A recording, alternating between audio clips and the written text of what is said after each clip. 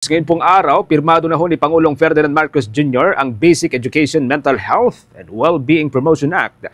Isa hong makasaysayang batas na naglalayong palakasin pa yung mga mental health programs sa mga paaralan at magtatag ng mga bagong plantilla positions para ho sa mga school counselors.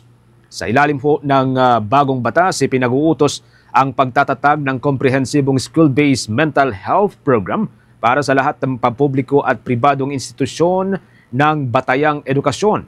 Kabilang na ang mga programa para ho sa mga out-of-school youth o mga children sa mga espesyal na kaso.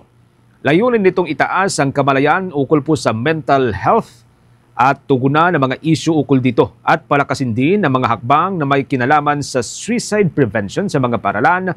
Isa ho sa mga pangunahing probisyon ng batas ang pagbuo ng mga serbisyo para ho sa mental health sa loob po ng mga paaralan. Kabilang din yung pagsusuri, evaluation at yung pagsubaybay sa kalagayang pangkaisipan ng mga estudyante.